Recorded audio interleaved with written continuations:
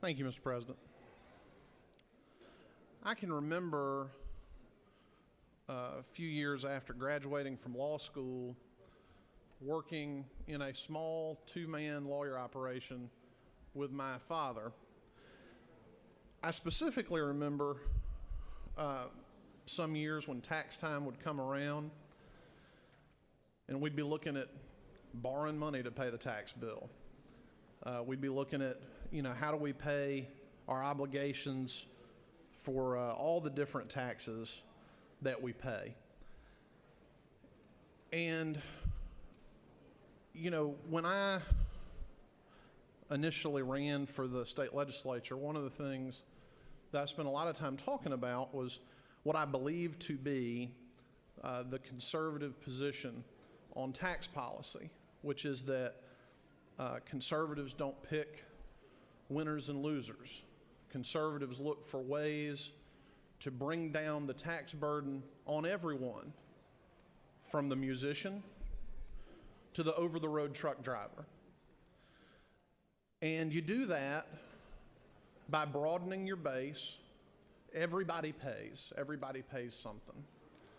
And if you do that, then you're able to bring down marginal rates. And I think that throughout our history, you can go back and look, that as a general rule, when you do that, that leads to economic growth.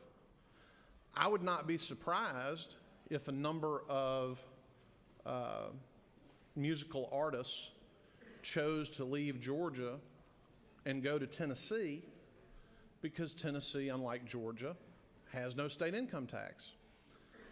There are also, I'm sure, some specifics to the industry that has grown up around Nashville, particularly when you're talking about country music. But obviously, all of us would like a tax credit. I am certain that any sector of the economy, if we provided, as this bill provides, according to the fiscal note on the House bill, it provides in fiscal year 2018 on the lower end a $10.9 million subsidy, on the high end a $17.6 million subsidy. In fiscal year 2019, on the low end a $32.1 million subsidy, on the high end a $59 million subsidy. In fiscal year 2020, it provides on the lower end a $47.5 million subsidy, and on the high end a $94.7 million subsidy. In fiscal year 2021, it provides a $65.5 million subsidy on the low end, and $136.3 million on the high end. In fiscal year 2022, which is the final year that the fiscal note gives us an estimate, it says it would be on the low end again $65.5 million, and again on the high end $136.3 million. I'm sure that we could pick any industry we would like and provide it with that sort of taxpayer subsidy, and any one of us could come to this well and say that it would create jobs.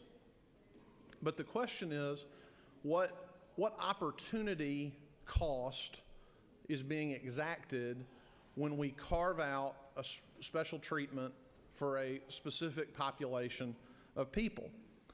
And I think the answer to that question is that it makes it more and more difficult for us to provide the kind of broad-based tax relief that I know many of us have talked about, that many of us would like to see the state move forward on. If we were going to talk about tax relief, I know that the senator from the 27th has proposed measures to provide tax relief to our law enforcement personnel to try to make up for the lack of funding that they receive, the inadequacy of their salaries. We could go on and on with a number of different groups that I'm sure we would all agree are worthy of some tax relief.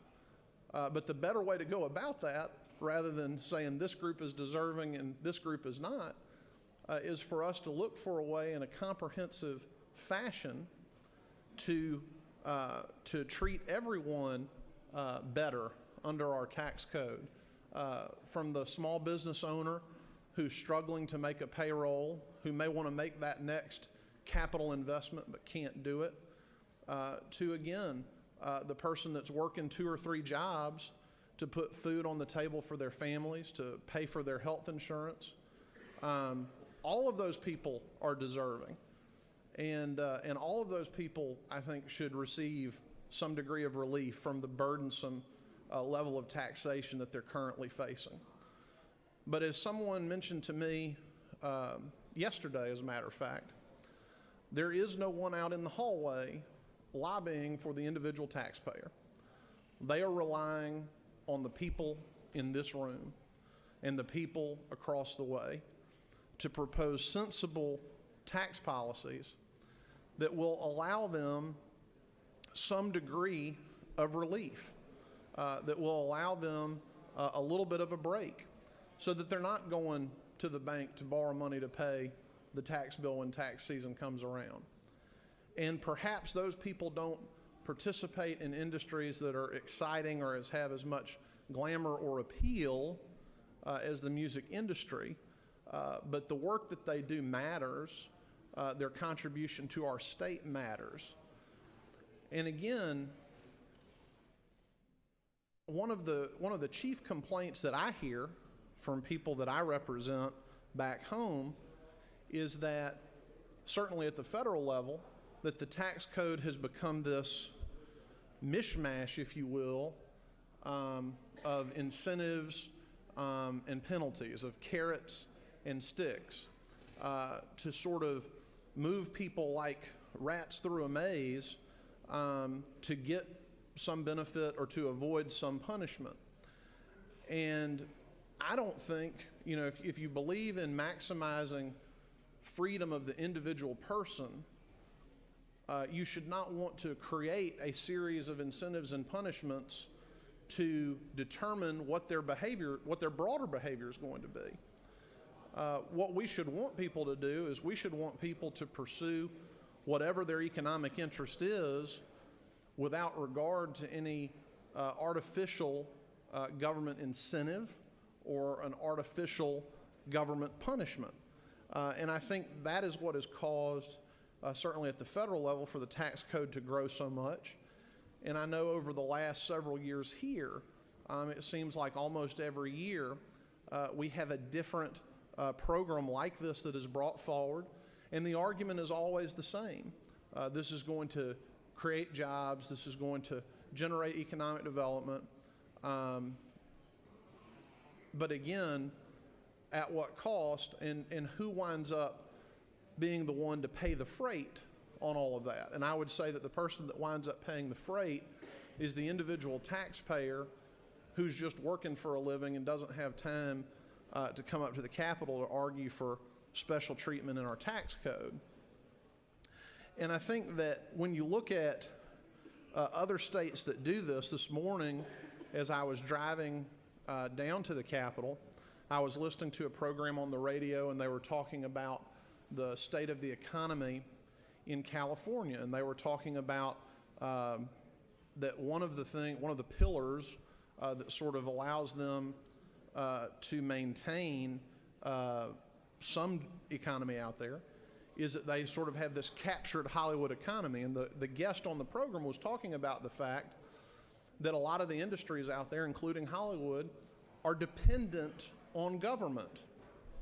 And so my question about this policy and what we're trying to advance with this bill is we essentially are talking about inculcating and growing an industry that will be entirely dependent on state government to continue to grow. Because that, of course, is the argument once these things get passed into law about why they should be extended and should never be subject to sunset and should be made more and more liberal in terms of the benefits that are offered, because there's this sort of race to the bottom that we've got now that we're invested and we've spent this money and we've got these people here, we've got to do whatever we can to keep them here. And so I'm all for having a competitive tax and regulatory policy. I just think that competitive tax and regulatory policy should be one that is of a general nature, that applies to each and every one of us, as opposed, again, to picking certain winners and certain losers. Now, I have not had the opportunity to study in detail. I know the Senate sponsor may come down to close the debate when we finish the discussion of this bill today. I know that there was a substitute adopted. I haven't really had the opportunity to study it. It looks like the fiscal note was prepared for the underlying House bill. So I'm not sure if it materially changes the numbers that we see in the fiscal note, but I think that's certainly something worth discussing if there are some substantive changes there.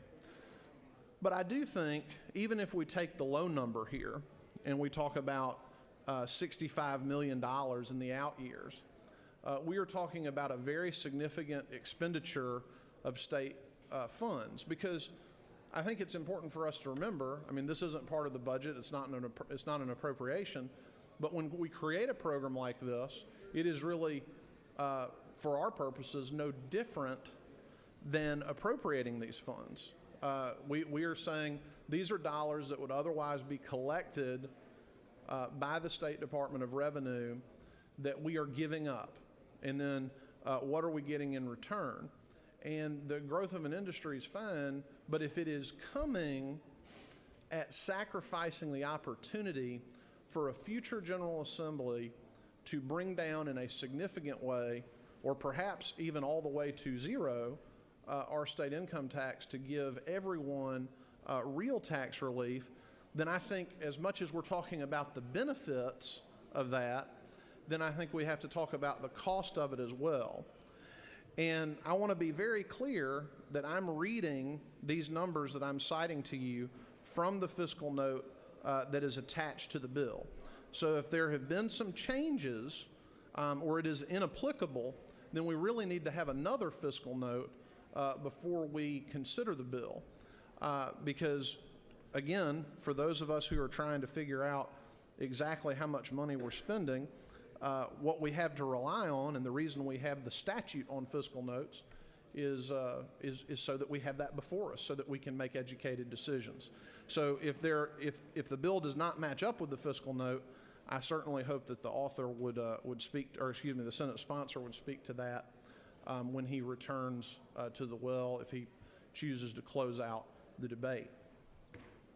So I'll just say, by way of conclusion, that I certainly understand the motivation behind bringing a bill like this. I think, there are good intentions, I'm sure, from the House author as well as the Senate sponsor of this legislation. But I think when we think about it, and I'm really talking more to the members of the majority party now, we have to think about where we ultimately want to go with respect to our tax policy. If where we want to go is a Byzantine compendium of carrots and sticks to try and control the behavior of people, then we need to keep moving along this road. But if we think that there needs to be a change in direction towards a simpler tax policy that is looking to broaden the base, bring down rates, and treat everyone the same, then with all due respect, I do not think this is the road we want to go down. With that, Mr. President, I will yield the well. Thank you. Senator